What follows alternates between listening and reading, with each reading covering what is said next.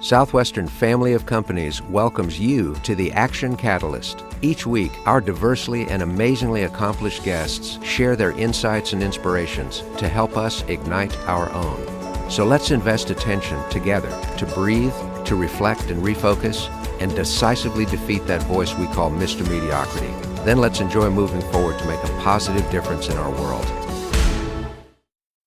On today's episode, we welcome not one, but two guests, Lillian So, the founder of SOFit SF Incorporated, a fitness professional and author, as well as Rebecca Macieira-Kaufmann, a former CEO and Fortune 50 global executive, consultant, author, and speaker, both with roots in San Francisco.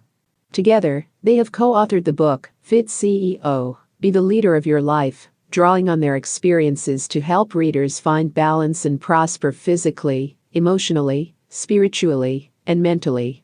We hope you enjoy. Well, welcome everyone to the Action Catalyst. This is Dan Moore, and we're very excited today to have a dynamic duo of Lillian So and Rebecca Macieira-Kaufmann here. Both of them come from very interesting and quite different backgrounds, and yet have come together to help all of us learn how to live a holistically healthier, happier, and more productive life without burning ourselves up, at the same time being able to give more, love more, and appreciate more. So Lillian and Rebecca, welcome to the Action Catalyst. Thank you. Thank you so much for having us. Well, one of the fun things about our program is we always like to find out what are the significant pivots in people's lives that started at a certain point and then all of a sudden bring them together to the mission that they're embarked upon today. So I wonder if we could maybe start with you, Lillian, and just share a little bit of your brief bio, and then Rebecca will turn to you. Absolutely. So my name is Lillian So. I'm based in San Francisco, California, originally born and raised in Chicago, Illinois. So I'm a Midwest girl, but I've been living in San Francisco for about 14 years now. So California is home. I don't think I'll be going anywhere else for the time being. I started my career in fitness, and that was, probably over 20 years ago now. I started out with a bang. I had a really, really successful career in fitness. I was big fish in a small town. I was making really great money and I was feeling really successful. And I did a lot of things I felt like were going to take me a lot longer, including opening up my own brick and mortar studio, having high profile clients, really making a name for myself. And I really reached to that ceiling in my early 20s, very, very, very early. And I kind of, even at that point, I was like, oh, is that it? Now what? I was like, oh, I can't imagine that this is just going to be the rest of my life. And that's actually what brought me out to San Francisco, because I figured if I could do it in San Francisco, I could do it anywhere, because I figured, the fitness industry is really competitive out here. There's a super high cost of living. I would feel a lot of pressure to make it. And if I make it, great, I can do it anywhere. And then the second, I would say, most pivotal moment was after I got out to San Francisco. First year or so, busted my butt, got everything, back up to speed, so to speak, got to a point where I built my business back up from the ground up, my fitness career, and, had a full stack of clientele and was running around all over the city. I was doing great. And I just started feeling that burnout, that so many of us feel. I was also starting to feel a lot of dissatisfaction overall. I found myself replaying conversations in my head. I had my first panic attack. And after that is when Rebecca kind of comes into the picture, because I started doing a lot of inner work, a lot of self-development work, which led me down a huge rabbit hole of therapy and life coaching and healing modalities and whatnot. And so after I acquired a lot of that learning for myself and as a professional, I started to pivot to go more towards that work, integrative healing, coaching, etc. And it was at that moment when I was on my way out of fitness that I met Rebecca. That's fantastic. So we've got one path of the journey sketched out. Now switch to Rebecca and get the other part. You've been an executive in some of the world's largest corporations, working in high pressure situations, dealing with all kinds of people, both inspiring and challenging. Tell us a bit more about your background. Let's see. I grew up in San Francisco. I'm fourth generation San Franciscan, so this is home. And I think that gave me an immense foundation. I've always wanted to live all over the world as much as possible, but plan to come home. So I think, in a way, the strength of having a multi-generational home allowed me to go all over the world. And one of my dreams was to work in France. So when I went to college, I looked for ways to work abroad. my summers in college, I was a part of an organization that helped get summer internships. So I got summer internships for folks in my college town. And then we got matched to college internships in other countries. And one summer I worked in Finland and one summer I worked in France. And I'd say those kinds of experiences are huge pivot experiences to show up in a foreign country by yourself, get all the work permits and figure out how to communicate in a second language. So both of those are really important times of growth for me. And those were my college summers. I went to grad school, and after college, I lived in Finland for a year. And then I went to grad school, and that summer I got a job in Hong Kong. So at this point, I'm kind of addicted to constantly living abroad. And then when I graduated from grad school in business, I decided it'd be nice to work in my mother tongue, and I moved to England. I applied to 42 companies in England. I got 42 acceptances for interviews and 42 rejections for jobs, very kindly.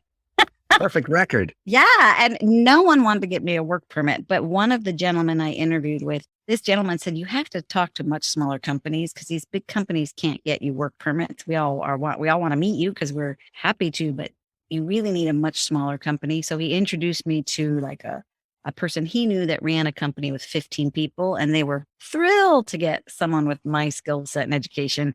And they were willing to do the work to get me a work permit. So I did move to London, and I worked for a company that had 15 people.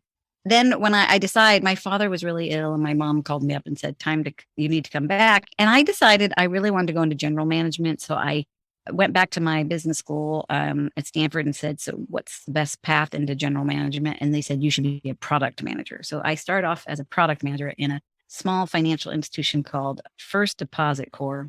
And I happened to join a company, again, that was smaller. So I think those risks of not always going for the big name companies right off the bat get you great experience and more experience than you would get here in a large company. I was at Wells Fargo 13 years. I ended up running all of small business at Wells Fargo.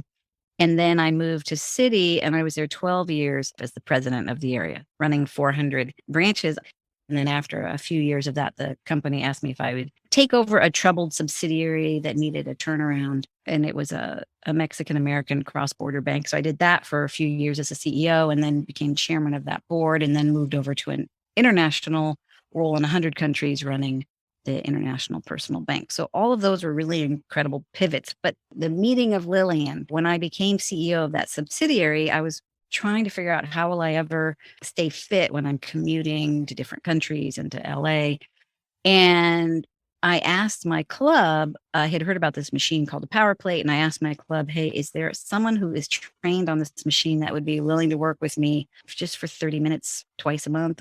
And they found Lillian. And Lillian and I met. And within that year, I think we mind melded on our philosophy. And I had told her about this book that I had inside me, FitCEO.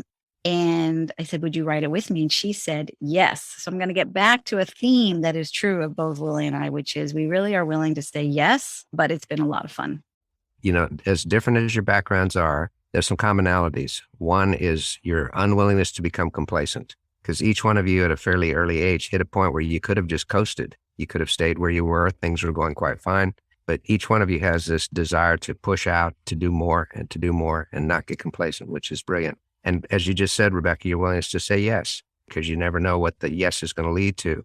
And looking back on those yeses, it's kind of like an aha experience, even though at the moment you have no idea what that yes might turn into. I think it's fantastic. Well, who'd like to take a crack at summarizing some of the key lessons in FitCEO? How about we'll ping pong? Yeah. So first of all, one of the key lessons is if you want to get it done, schedule it. I had decided to leave corporate America, and I knew that I wanted to do a couple of things. Advise CEOs, work on boards, and this third pillar, write and get the book done. Fast forward, I finally decided to leave corporate America. I called Lillian up. I said, I'm ready to write the book. Are you in? And we scheduled it. We met every Monday and many Fridays, blocked out writing the book, and we got it done in just a few months, which was pretty exciting. So I'd say one of the lessons in the book is that if you want to get something done, put it on your calendar, schedule it, work it, say yes to it, but then know also when to say, it's not working. It's not hitting our easy button, or it's not hitting our goal. And so those are a few things I'd say that we tried to live the concepts in the book. I'll let Lillian share a couple others that she loves. Yeah, I mean, we really did like walk the talk as far as, what we were writing about in the book. That's one of the main messages that we start out the book with is we're all such high performers and high achievers, but also a huge key to Rebecca and I's success is that we, really know how to prioritize and we really understand less is more. And so that was really something that we really practiced, that we can just find a better way to be more effective and efficient. So I think another one of the concepts that we talk about inside the book is the real importance of paying yourself first. Rebecca has been, in financial services and, in the banking world for many years of her career. And, one of the advices that she gave me when we used to work together one-on-one was to always pay myself first and then figure it out from there. And no one had ever said that to me before. And it just blew my mind at the time. And this was like, probably a decade ago now. And I was like, oh, right. Like, of course, like, thank you so much for saying that. I think intuitively I had always known that and maybe I was already practicing that. But hearing that from someone who is so high up and so accomplished, I was like, oh, this is legit. Okay. Like I can actually live by this too. And so that also made it into the book as well. And I see that as applying to so many different things, right? Pay yourself first. Even when you're on an airplane and they go through all the safety emergency stuff, they always say put on your oxygen mask first before you take care of your child or your friend or whoever. I really have seen this applied to so many areas of my life. And this is the way we teach it too, whether it's paying yourself literally financially, after you get your paycheck, paying yourself in terms of self-care, making sure that you are literally taking care of your basic needs, making sure that you're taking care of your body and your mind and your heart before you go and take care of your company or your household, really making sure that you pay yourself first, whether it's just, again, paying attention to yourself before we pay attention to everybody else, because that's kind of what tends to happen when we're out here running things. So I would say, less is more and pay yourself first. Those are really, really big things that are in the book that I believe that has really made an impact on my life as well, that I continue to teach my clients as well. I think that's awesome insight, particularly the notion that anyone that's ever been a caregiver knows that if they're not healthy and fit and mentally okay, they can't be any kind of a caregiver. Right. Well, along the way, I mean, you both have had stellar careers. The impact of this book and other books that I know are in your heads is going to be magnificent going forward. But you've hit brick walls, I'm sure, along the way. So I wonder if you could each share maybe a strategy of, first of all, resilience when you hit that unexpected setback that just knocks you back, and then some things that you think are helpful for our listeners, because people that are striving things are going to hit those brick walls from time to time. So hitting a brick wall, what does one do? How do you get your resilience back? So this is something that I would say I've had teams of 5,000, teams of 2,000, you name it. I've had more people sit in my one-on-ones telling me that they're hitting a brick wall or don't know how to resolve something. And I have always said, bring a ladder, just climb right over that wall. I mean, do not hit your head against the wall. It is just going to hurt you. I think I have navigated my career, and I think I've navigated helping others by either you bring a ladder and you climb over that brick wall, or you find a door, or you find a window, because head on hitting a brick wall is really hard. And so there are many, many examples of that, but it basically is a way to step back and look at that wall with perspective and say, what am I really hitting? Is it internal? Is it real? If it's real, there are ways to solve it with help, with expertise. We actually have a chapter on in the book about managing crises, because that's often what happens. You hit a brick wall in a crisis, and it often comes from what you just described. You haven't done the self-care, so there is no resiliency inside, and all you see are brick walls, when in fact, someone else who might have slept might have a little more perspective. All they see are doors and windows or ladders. So, I will usually, if I'm really hitting a brick wall, it's time to take a break and step back and assess or reassess. Do anything with an R in some ways: reset, renew, rest, Reflect. Yeah, all these different R's. We have some chapters on this as well about how do you press the reset button and how important that is. So I'd say those are the things. First, to get resiliency, you have to fill up your own bucket with the rest and the reset and the reflection. Then when you step back, say, do I need help with this problem? Because 2 minds or 3 minds might be better than one. So then you pick up your phone and call a friend or a colleague, or you read some work on expertise around that kind of wall. And I share in the book, in one of our chapters in the section that I write, a lot about calling up as a planning process to people who are experts. When do you reach out to those experts, to get the information to figure out maybe how to build that ladder over the wall? So I think there are many tools to get through brick walls. Well, early on, I spent a lot of time hitting my head against the brick wall. And I did that because it felt so good every time I'd stop. So anyway, Lillian, what would you add to that brilliant set of advices there? Yeah, I mean, I love that Rebecca left off, talking about using a lot of tools, because that's really what it comes down to, right? When you hit that brick wall, it's like, oh man, it's all right. We're going to have to bust out a lot of tools to either tear this down or climb over it or find a window or something, and the first thing that comes to me as a tool around resiliency is practicing gratitude. When you're coming up against the brick wall, it feels very defeated. It feels very frustrating. It feels painful. It feels stuck. You feel just like there's just no way out, and that resilience starts to fade fast. And that it's just really impossible for you to be grateful and be in a crisis, at the same time, right? Because like those two parts, can't like work at the same time. So for me, when I find myself hitting that wall, or any of my clients start to hit that wall, or they feel that sense of defeat, one of the things that I have them go to is gratitude. And let's find ways. And I don't mean this in like let's just override and positive think our way out of this, or let's just ignore the brick wall and just instead focus on all the things that you're grateful for. Oh, we're hitting a brick wall in our career. Well, let's be grateful that you slept 8 hours tonight and that you have food on your table. That's not what I mean. But what I mean is that, like, okay, like how grateful am I that I have this opportunity to actually bring in more resources, reach out to my network, give my community an opportunity to support me right now? How grateful am I that I actually have a team that I can work out these problems with, that I can actually go to and, try to get a brainstorm session going with? How grateful am I that I actually have an able, healthy body that I can go out for a walk and a jog and to clear my mind when I'm feeling just so overwhelmed with all the things that are not working right now?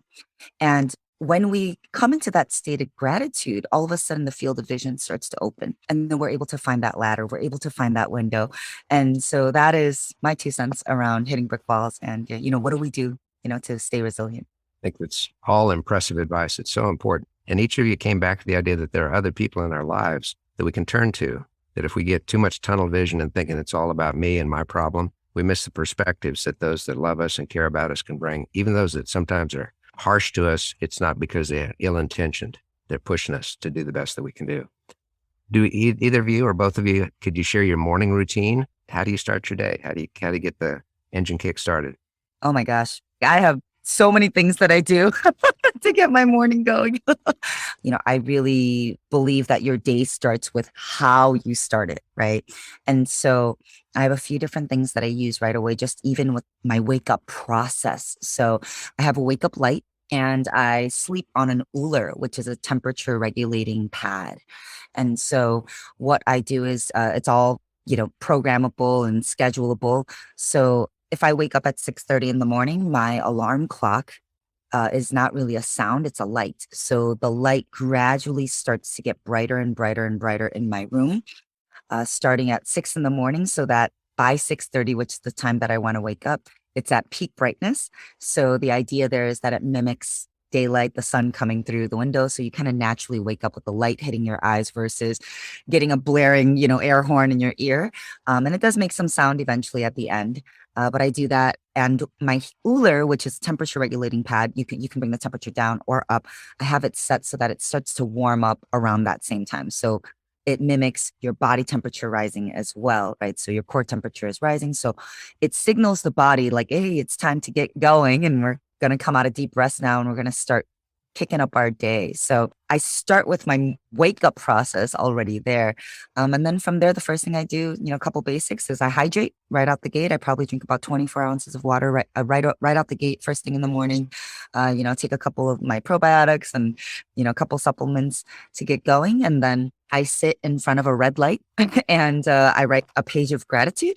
And then I sit in meditation for about 20 minutes just to kind of, help me set some intentions or help me, have something to meditate on or think about on top of all of my busy schedules. And then after I'm done with that, of course, I make sure that I eat protein and fat before I get my day started because the body and brain needs fuel. Wow. I believe you've done that more than once. Totally. Totally. I know. Rebecca, how about you? Well, I would say one of the concepts in the book that you'll read that I really love, which is immediate and imperfect action. So I'd say my morning routines, there's some strong consistencies and there's some that are imperfect.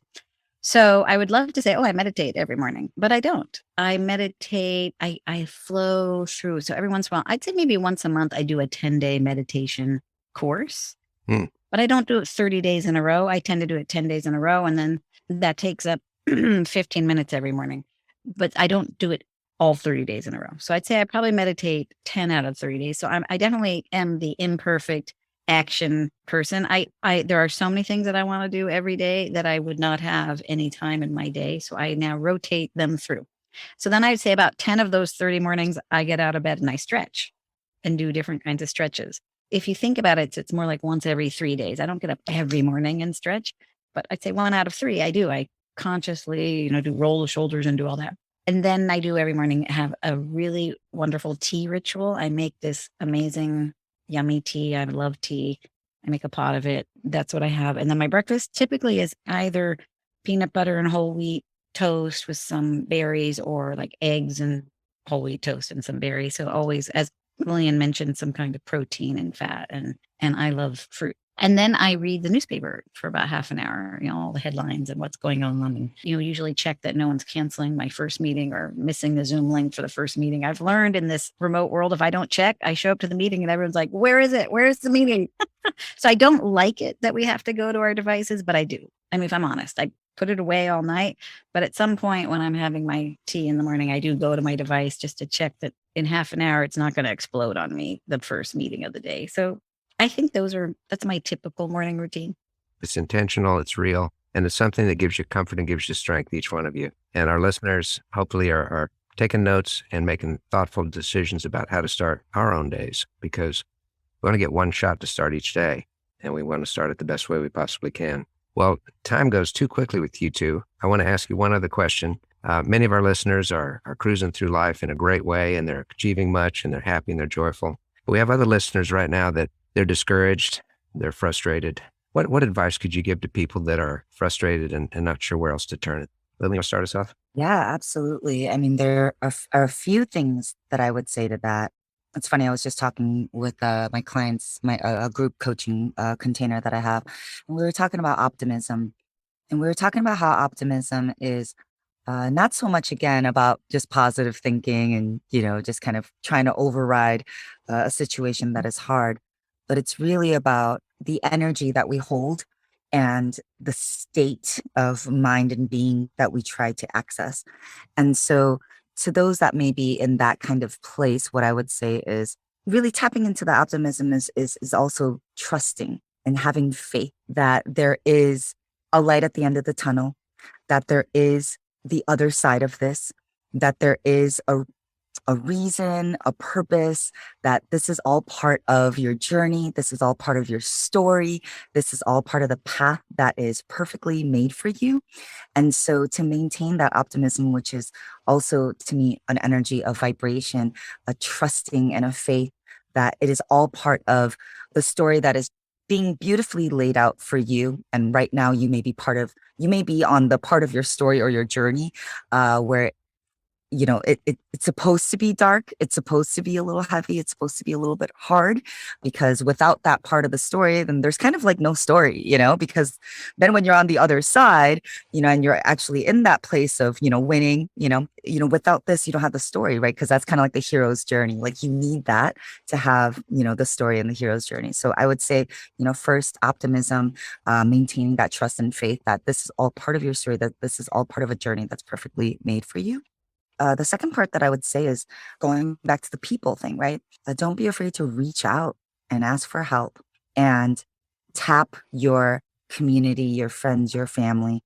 Don't be afraid to, hire help. Don't be afraid to reach out to professionals. Don't be afraid to, let people know that you are struggling and to be vulnerable, because everybody is hurting out there. That's kind of one of my theories, is that everybody is hurting out there in some way, shape, or form.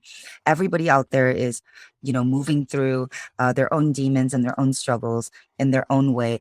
And you would be amazed at how much people are so willing to support you, so willing to relate to you, so willing to help you get to the other side and, be along that journey with you. So one, optimism, trust the process, have faith, know that it's all part of your story. And two, reach out to your folks, ask for help, be vulnerable, because you just have no idea, how much people are just dying to help you out and help you get to the other side.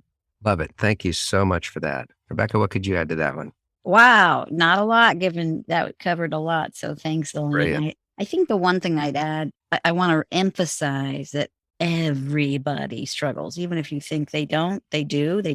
They're not showing it to you. They're not showing you that vulnerable side, but everybody struggles. And if you don't have the dark, you don't have the light. You wouldn't even know what light is if you didn't have the dark. And I think Lillian covered that. The one piece I'd add is I always tell someone when they come to me and they're feeling stuck or down, it just takes the first step. Just one step at a time. Everybody gets up in the morning and puts a foot out of that bed and makes one. We all just make one step at a time. It's just a universal human ability to put one step in front of the other. And that starts the journey. Mm-hmm. This is so inspirational. Hard for me to believe our time has gone so quickly. Thank you both. Thank you both for your genuineness. Thank you both for the willingness to share and to help so many other people. Thank you both for modeling what it means to live a good life, not a problem-free life. Nothing so painful as trying to pretend you have no problems for the long haul. But your willingness to be so open and giving, you made a huge difference to me today. I want to thank you both for that. Great. Wow. You've done this a few times, Dan. That was awesome. That was one of the better podcast interviews I've done in a long time. And I know you made a big difference to our listeners as well. Thank you. Thank you so much, Dan. If you enjoy this podcast, please make sure to subscribe. To stay updated on everything that the Action Catalyst is up to, make sure to follow us on Facebook and Instagram at Action Catalyst Podcast and Twitter at Catalyst_Action. Thanks for listening.